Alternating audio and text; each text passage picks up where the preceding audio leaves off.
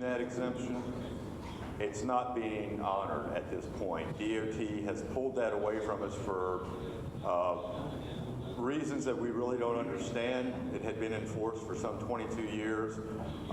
Whether they're going to reissue that or not, I don't know. But if anyone's using that in here, you need to stop. There's also the CDL requirements for transport of our material.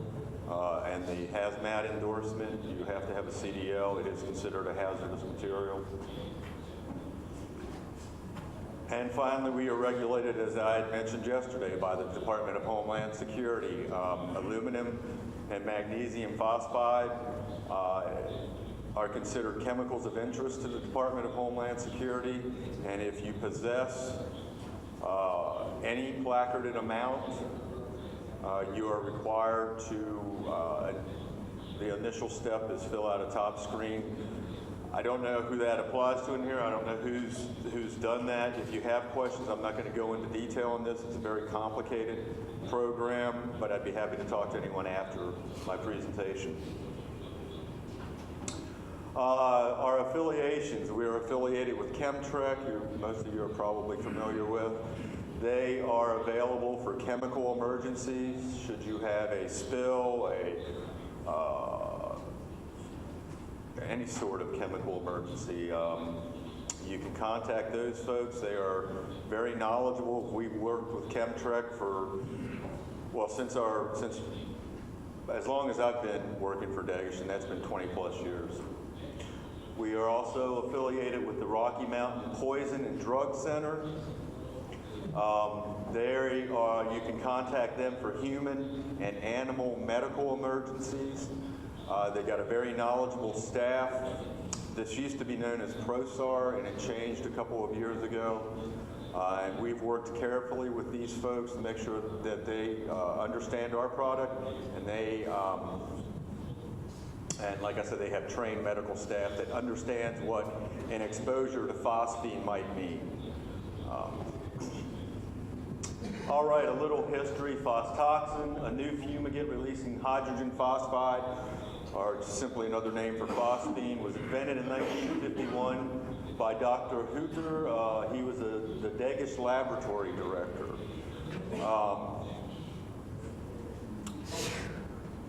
And the first FIFRA registration was granted November 10th, 1958 to Hollywood Termite and Pest Control. So the product aluminum phosphide has been around for, as you can see, many years, used safely and effectively during that time. Here's an application. I find this picture interesting. This is a probing in 1954, safely used for 61 years, I guess is what I was getting at. And you'll notice the use of the personal protective equipment that was enforced back in those days before they really was too concerned about those things. All right, before you start, and here's one of those redundant slides from yesterday. What do you have to do before you start? You got to read with what? The applicator's manual, the SDS, the container label. Those are the documents for our product that are considered, especially the container and applicator's manual, the label.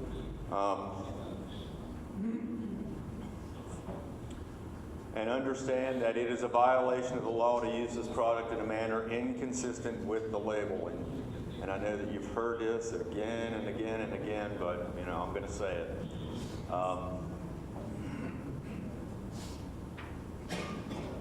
Okay, some of these other redundant things that I'd like to cover again, guides to effective fumigation. Applying the proper dosage. You can only do that by confirming the volume of the structure that you're going to fumigate and understanding the label application rate. The proper sealing, we can't emphasize this enough. I didn't really go into this. There are temporary seals, which you see being made here with poly and tape. But there's also, in a lot of the buildings that we do annually from year to year, we'll get access to, and we'll be allowed to go in there and inspect these buildings, and we'll do permanent seals with caulk. There are some buildings that we apply mastic tape to. large holes. These are all things that help improve the fumigation process. The tighter you can get that building, I think confinement was a word that was used yesterday, gas confinement, the better. Once again, the adequate exposure period, avoid minimums. I think I had a discussion with someone in here this morning about avoiding minimums. Who was that? Back there. Oh, I'm sorry. Yeah, I thought you were sitting up here. He had asked me about doing 48-hour fumigations. Yes, you're allowed to do that. It is on the label. My response was generally, the advice I've given over the past 15 years was try to avoid those minimums if you can, because I feel that you get better control with longer fumigations. There is the notion of resistance, and also I think what happens in your case, it was a customer request. Downtime to a lot of folks is money, and so they want the minimum fumigation. Whether all life stages will be controlled in that time, that's questionable. The adequate temperatures, I'll go into that a little bit more detail later on. But once again, I want to emphasize that the one question I get so often is that the ambient temperature? No, the temperatures in our manual are the commodity temperatures. Monitor. We'll talk about this a little bit later, and we're actually going to do a little session later on in the day. I think the last session where we talk about monitoring equipment, so I won't go into that. We covered this yesterday, understanding what the product releases in terms of phosphine is critical to being able to calculate a dose. And I think we had this conversation this morning about, folks oftentimes will call me and say, can you calculate my dosage for me? And I will say, well, okay, what's the volume that we're fumigating? I don't know. Well, what are the dimensions of the, I don't know. Well, does it leak a lot, or is it a really new building?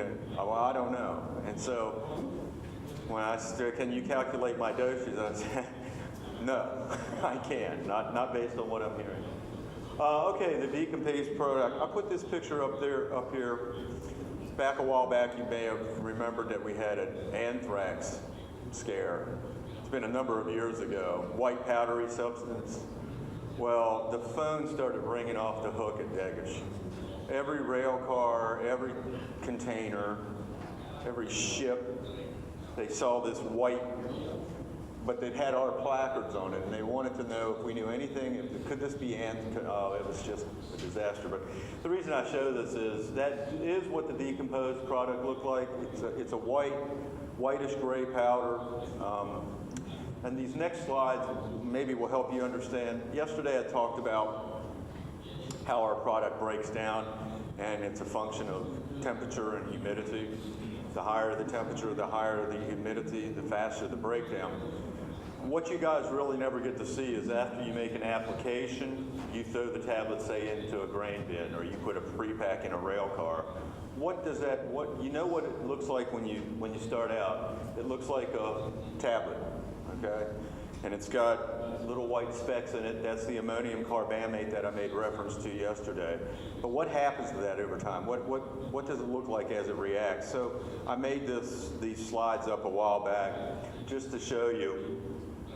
So at 1 hour, there's really not a great deal of change. And this was done at about, I'd say 75, it was done in a laboratory, so I didn't have a lot of control over the conditions. But at about 75 degrees and probably about 70 to 80% relative humidity. So after 2 hours, you're starting to see that ammonium carbamate disappear. There's some pock marks. 4 hours, a little bit more. 6 hours, you're actually starting to see the product break apart at the edges. And realize while this is happening, all this time, it's releasing phosphine, okay? The gas is being released. 8 hours, a little bit more. 10 hours, it's starting to look a little bit more broken down. After 10 hours, which was my work day, I went home, so you didn't get to see the time in between there. I wasn't going to stay all night and do this. But at 24 hours, it's pretty dramatic after 24 hours. You're starting to see a great deal of breakdown.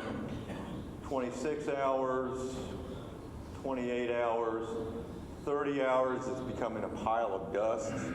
It's still green, it's still releasing phosphine, but it's definitely not that hard tablet you started with.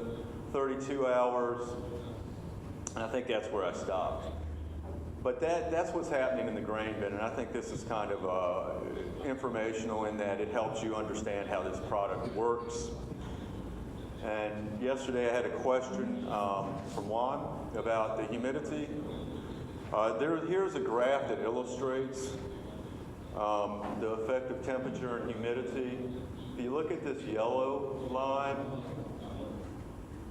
that was that's T1, moderate temperature, high humidity, and you see that you had, this is a aluminum phosphide breakdown.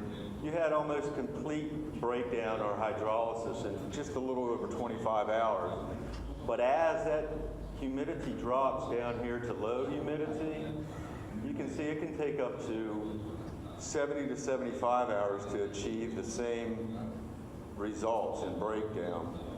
And that would obviously affect your fumigation in terms of when are you going to see that peak concentration, when are you going to have the highest concentration that's going to be the most effective against the bug that you're trying to kill. So that's a pretty good graph. We covered this yesterday, the products, the magnesium, as I had mentioned. That graph would look a lot different if it had been graphed out for magnesium. Those times would have been shortened dramatically because magnesium is, I would characterize it as roughly twice as fast reacting as aluminum. The applicator's manual, this is where we start going through it step by step. Yesterday I had said something about an electronic version. I don't think it was ever really made clear whether it would be accepted.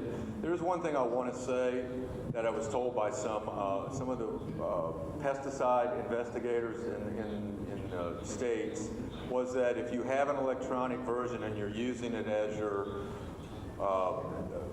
in place of a paper version, if you lose your signal or something goes wrong with your electronic device, you really don't have an applicator's manual. So that's something to bear in mind. I know that everyone likes to use their electronic devices now for all sorts of applications, but it wouldn't serve you well if you did lose that as a result. Now, I still don't know whether you'd accept it as a viable version, but it's there. So.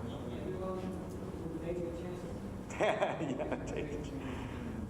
Okay, there's a restricted use statement. I think we've been through that quite a bit today. We all know what a restricted use pesticide is.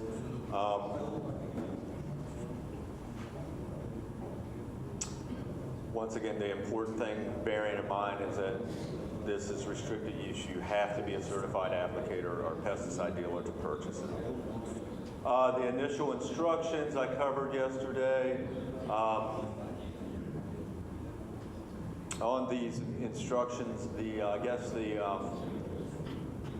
this is where that the label must accompany the product, what we just sort of addressed there. Okay, section 1 is first aid section. Important information, tells you what to do if the gas is inhaled, comes in contact, or if swallowed, if it gets on your skin or clothing or in your eyes, okay? A little bit of guidance. What's really important on this page, though, are those numbers that I mentioned for chemical emergencies and for chemical emergencies, for assistance with human or animal medical emergencies, the contact number for that, for Rocky Mountain Poison Control. And also the numbers for us. Section 2, the note to the physician. I would bet that a very small percentage of physicians understand if you walked into an emergency room if you say I've been exposed to phosphine, what that means. Because phosphine, sure, we know what it is. I mean, we're in the industry, but outside the industry, phosphine is a very unknown substance. I mean, I didn't know anything about phosphine until I started in this industry, and I'm betting that most of you folks didn't either.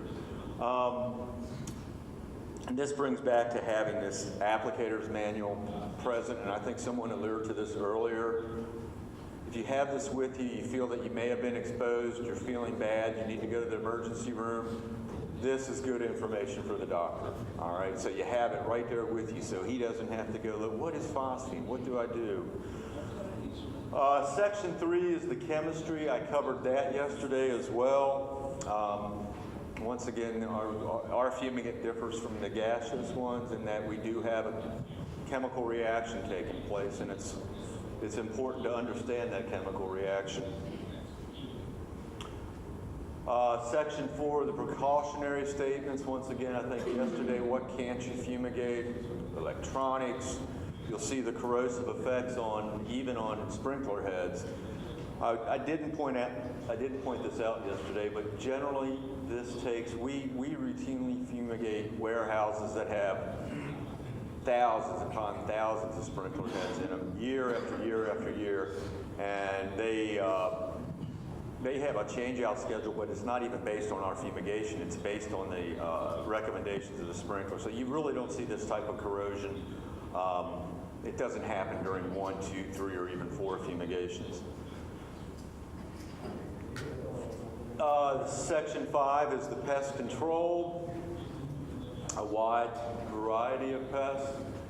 A lot of times I'll get a phone call saying we have other pests in a container that we received. Yes, you can fumigate the container because you're allowed to fumigate the containers. Will it control some exotic beetle? It's not on this list. I really can't tell you if it will or not. It'll probably kill the adults, but I just want to cover that because that's a very common, and I think you guys probably run into it, hey, we got these other bugs in here. Well, give it a shot.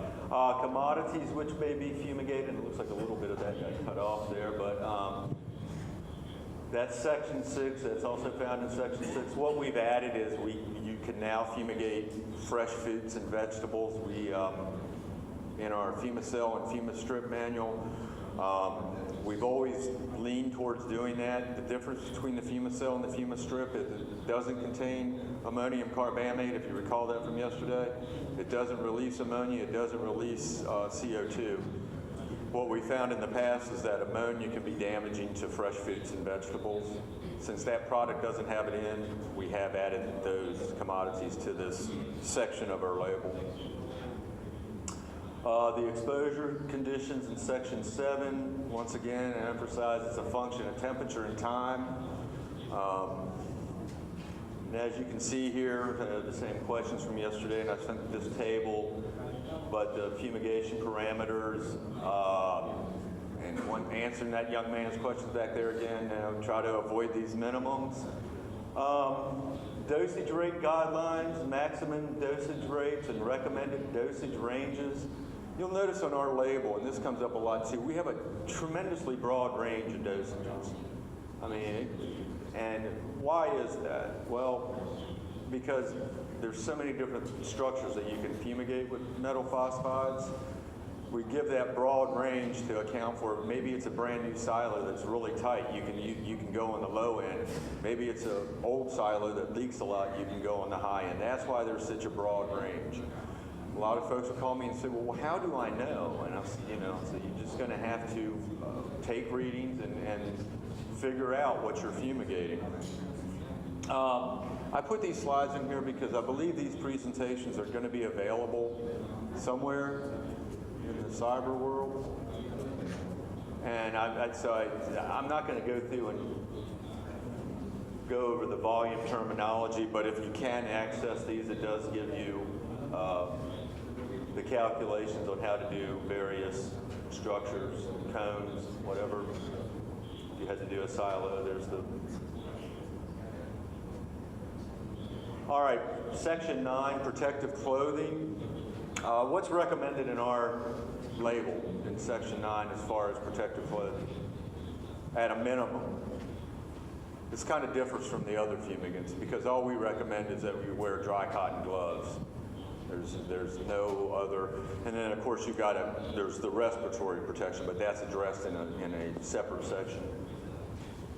So dry cotton gloves, that's all. And I will say something about this when making an application, dry cotton gloves.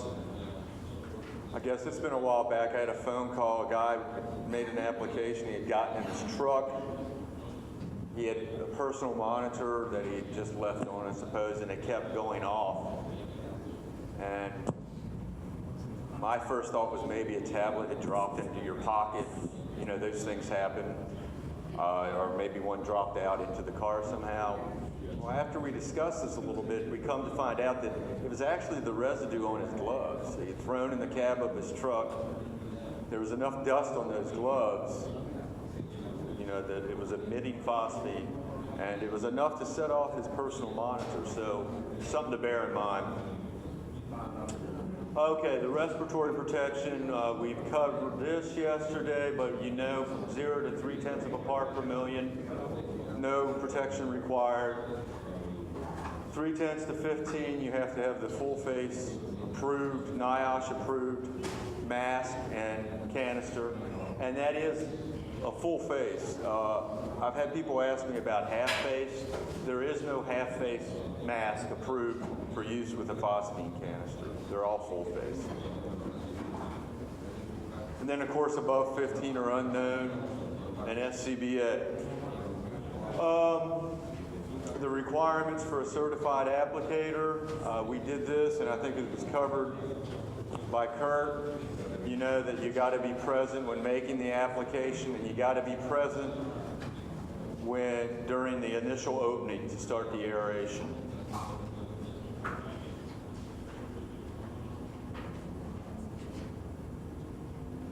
And this is just repetitive of that. I did talk about receiving rail cars. There was no one in here receiving rail cars. Nonetheless, I will cover that. You do have to be trained if you do start receiving rail cars. You don't have to be certified. You just have to be trained by a certified applicator. And there are certain training requirements. The trained person must be trained by a certified applicator following the EPA accepted product applicator's manual that must precede or be attached to the outside of the transport vehicle. This is something that happens a lot in our industry. There's no notification. The in-transit is a nice thing to have on our label. It allows us to fumigate rail cars on their way to their destination. What happens a lot though is the folks who do the fumigation are supposed to make a notification to the folks that are going to receive this rail car, and that doesn't happen. And a rail car shows up at a facility, and maybe at a mill where they're doing food or processing flour or somewhere where it's somewhat sensitive, and no one knows what's going on. And we've had instances of, as a result of not notifying the folks at the mill, that the car was under fumigation with pre-pack.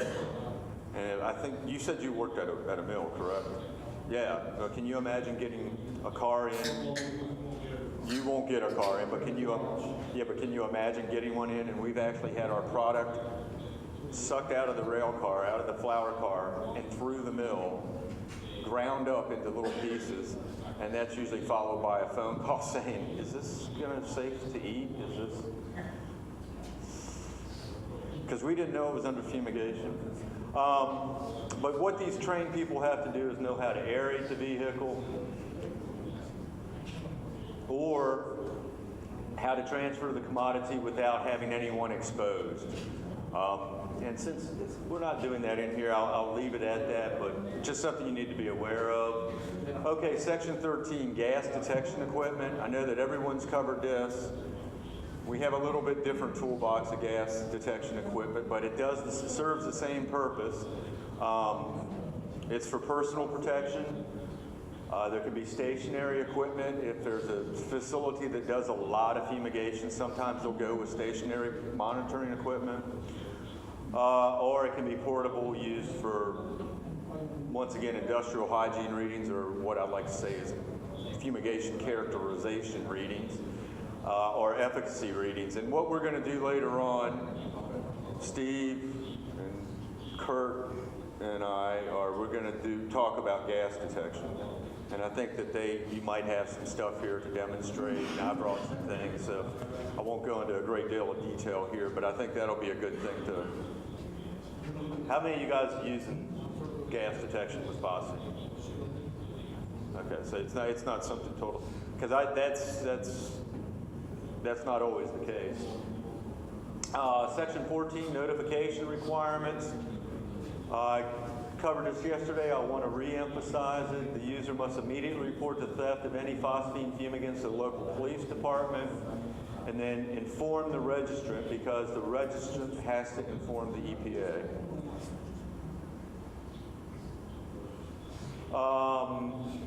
Section 15 covers worker and applicator, or applicator and worker exposure. The number you really need to be aware of is this 8-hour time-weighted average of 0.3 of a part per million. That's what you're allowed to be exposed to in accordance with OSHA regulations in an 8-hour workday. It's not to exceed 0.3 of a part per million as a time-weighted average. And to understand that, it doesn't mean that if you look at your personal monitor and it says 0.5, it doesn't mean you're in violation. It just means that at that point in time, it was over 0.3, that's okay, because later on in the day it might be 0.1, and those exposures averaged out cannot exceed 0.3. I think with these personal monitors, I know that I get questions about it, and I hear complaints from the field that they think that if it goes over 0.3, that they've been exposed.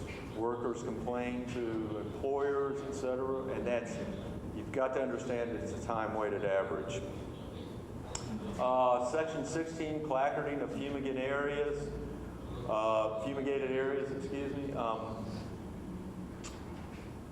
Basically, the placards must withstand adverse weather conditions, have emergency contact information, and have the EPA registration number. Our placards have little boxes that allow you to check that. I did a little checking into there was a question about placard color, size. The skull and crossbones and the warning words, danger, poison, have to be in red. Our placards are 14 by 14, but I'm told that that's not actually a regulated size. They only have to be readable from 25 feet. And am I getting support from the other fumigators over here? Is that right? Because I want to, so that's basically wherever that question came from earlier. The sealing of structures.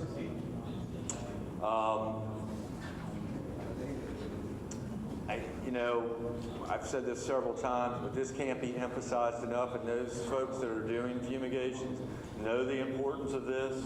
For instance, on a warehouse, we're talking about sealing the vents, obviously, but we even seal around the personnel doors. And I've been on fumigations, which I found this to be a little bit excessive. I've seen people seal the little keyhole. I don't know how much gas will leak out of a keyhole, but I guess it doesn't take much tape or effort. Section 18 of the applicator's manual covers aeration of fumigated commodities. No matter what application method is used, the fumigation is not complete until the site contains 0.3 of a part per million or less of phosphine. Okay, that's the magic number. That's when the placards can come off. As far as we're concerned, the fumigation is not over until that number is reached, all right? You cannot take the placards off. I think that happens a lot when people open up their fumigated area. They think they can just take the placards down right away. And you guys may have run into that with, I know we do in our industry, hey, the fumigation's over. We're aerating now. Well, it's really not. Storage instructions, pretty standard storage instructions. ventilated area from heat under lock and key, posted as a pesticide storage, don't contaminate food or water. Obviously do not store in buildings where humans or domestic animals reside. As you recall the story yesterday from the guy who was storing aluminum phosphide in his basement. And keep out of the reach of children. The transportation instructions, section 20. This applies to aluminum phosphide. It does cover the shipping name, the hazard class, the UN number, the packing group, and the labels. Ours are labeled dangerous when wet, poison, and dangerous when wet. Transportation exemption. Once again, I talked about this earlier. We don't have this any longer. We don't know if we'll get it back. I don't know how many folks have used it. What I said yesterday, it allows you to transport up to 21 kilograms without placards. Section 21, the FMP. Kurt covered this. It's something new for you guys. Steve's well aware of it. I'm going to go through a little bit more detail of what's required in an FMP. We all know when it must be written prior to making the application. So what does the FMP cover? Inspect the structure and/or area to determine its suitability for fumigation. And if you look in our applicator's manual, talked about a template earlier. We don't have a template because there is no template, because there's so many different fumigation sites and whatnot. But we do have good guidance in there.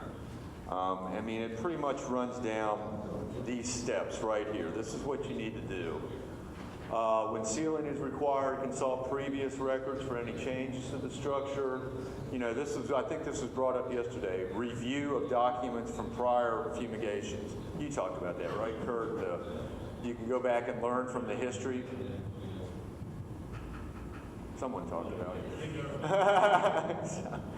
Someone mentioned it yesterday. Well, I'm going to mention it today. And that's what this step is. Review existing FMPs, I say MSDS, but SDS applicators manual, and other relevant safety procedures. Consult company officials in the development of procedures and appropriate safety measures for nearby workers that will be in and around the area during application and aeration. So these are all parts of this FMP.